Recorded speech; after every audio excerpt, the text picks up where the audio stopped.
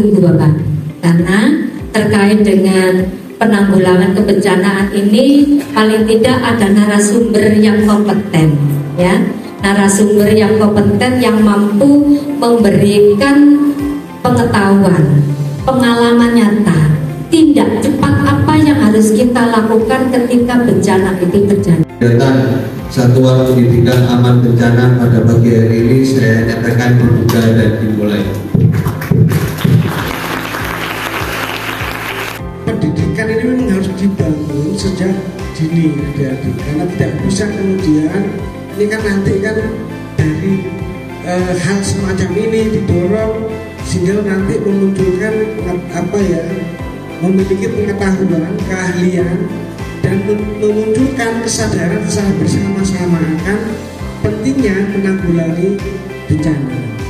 Api kan, dan kedua banjir, dan ketiga itu gempa bumi, dan keempat itu api kebakaran.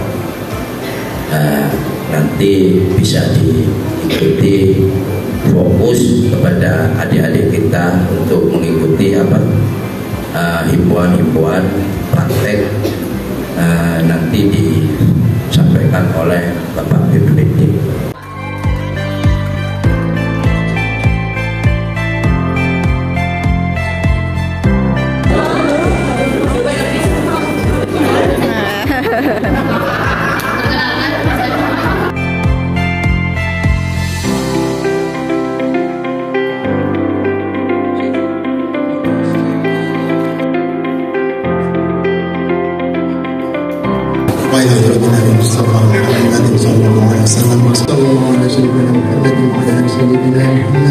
سبحان ربك رب العزة عما يصفون وسلام على المرسلين والحمد لله رب العالمين.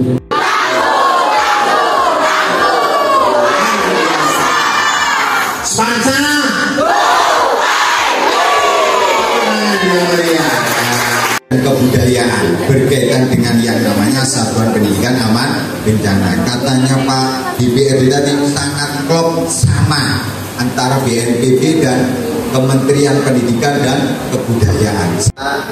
Kalau ada gempa,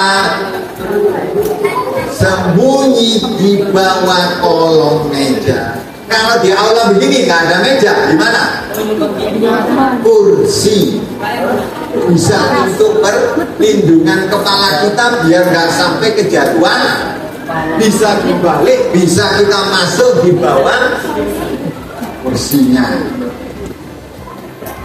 Kalau ada gempa, jauhi kaca-kaca. Nah, jangan mendekat di situ. Ada getaran, kacanya pecah, mengenai ke tak boleh. Kalau gempanya reda, segera keluar menuju ke tempat terbuka. Tempat terbukanya itu titik minimal itu yang kalian pahami. Jangan ada nggak paham sama kalian ada gempa gini, bau bayi dan akhirnya kejatuhan. Boleh kan pada saat terjadi kebakaran minyak langsung kita siram pakai air? Kenapa? Tambah percik. Karena berat jenis air dengan minyak lebih berat. Minyak dengan air berat jenisnya berat mana? Lebih berat air, sehingga pada saat minyak disiram minyaknya naik, airnya yang turun. Minyaknya naik sambil membawa api. Maka jangan ada anggapan bahwa kebakaran minyak siram pakai air, pakai gayung, apinya padam. Manapun dengan ketinggian 150 ke bawah. Kalau 150 ke bawah, anak SMP sudah bisa. Ini ada terjadi di SMP 1, SMP 3. Peletakan nampaknya itu ditaruh di atas. Kalau ngambil harus pakai juga dulu, porsi dulu. Dia kalau nggak panik, kalau panik goyang, nasinya jatuh, malah dia jadi pot.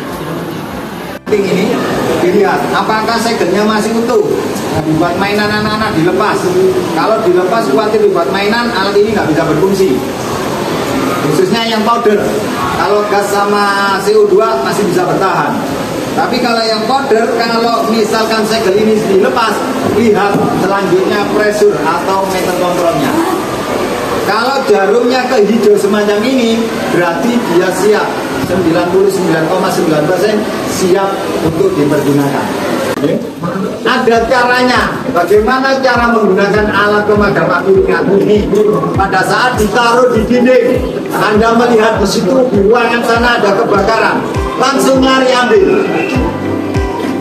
Bisa dipanggul, bisa dijinjing. Kalau merasa dijinjing berat, larinya agak jauh, lebih baik dipanggul.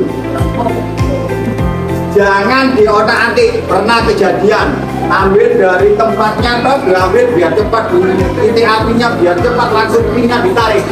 Kemudian dia panggul begini, ini lupa dia ketekan, kepencet, akhirnya keluar terus begini sampai di titik bisa ternyata keluar di jalanan. Yang mau memadamkan nggak bisa, kenapa? Karena sudah keluar di jalan. Jadi jangan sekali-kali pada saat ngambil dari tempat ini harus langsung dipanggul. Jangan diotak-atik apa-apa. Maka kalau ada angin dari utara, kita melakukan penanganan dari utara. Kalau di selatan berarti kan dia salah. Ya, jangan melawan arah angin, harus arah dengan arah angin. Begitu nyampe di titik api 3-5 meter, jangan persis di depannya titik api. Itu terbakar kita. 3-5 meter, misalkan apinya di sana, kita taruh di sini. Taruh, turunkan, pegang leher. Ini yang sering orang salah. Pegang ininya. Jangan pegang begini, pengatupnya kalau dipegang ya pasti yang atas juga ikut dipegang. Pada saat menarikin nggak bisa lepas. Kenapa? Karena pinnya terjepit. Yang benar adalah pegang leher. Nah ini biar nggak jatuh kakinya, kemudian masukkan jari, tarik pin pengaman, biar segelnya lepas, kemudian ditarik. Pinnya dilempar, kemudian ambil nozzle-nya, selangnya ini diambil. Arahkan ke depan atau ke atas, jangan dilihat gini, pun karena kalau nggak dicoba, nanti pada saat kita melakukan penanganan tuh bisa ternyata. Arahkan ke depan atau ke atas, pukul pengatup yang atas. Ini pengatup ini, dipukul begini. Tas, ini keluar. Langsung pengatup yang bawah ini untuk bawah. Jangan seperti kemarin di SMP berapa itu? Ini. Terus nyemprotnya bagaimana? Nggak bisa karena pengatup yang atas ini yang bisa mengeluarkan obat. Jadi yang bawah ini langsung dipegang. Kalau yang bawah aja nggak akan keluar. Yang atas kalau ditekan dia akan keluar. Ditekan begini. Yang bawah untuk bawah, yang atas untuk mengeluarkan. Pegang nozzle-nya jangan begini. Kalau selangnya begini diarahkan ke kanan begini, karena ada tekanan. Terus ujungnya, ya, ditekan yang atas. Jangan terlalu pelan. Kalau pelan, nyampe titik api. Terlalu keras, cepat habis. Sesuai kebutuhan. Kira-kira nyampe di titik api ditekan. Digoyang ke kiri dan ke kanan menyapu biar nggak ada oksigen yang masuk. Goyang begini sambil maju. Kenapa harus maju? Karena tekanan semakin lama semakin berkurang. Kenapa mengikuti arah angin? Biar dibantu oleh angin. Kalau melawan angin, disemprot akhirnya bukannya ke titik api malah kembali ke muka. Nah,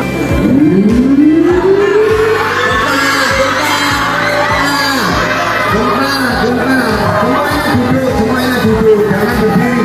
Iya.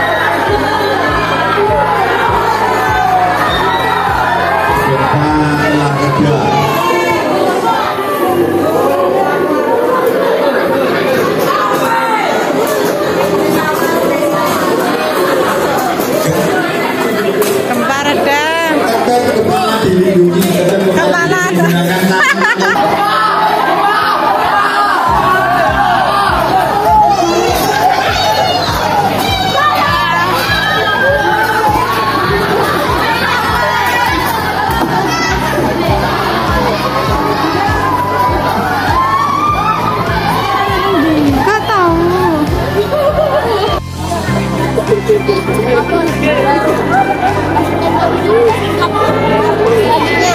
jumlah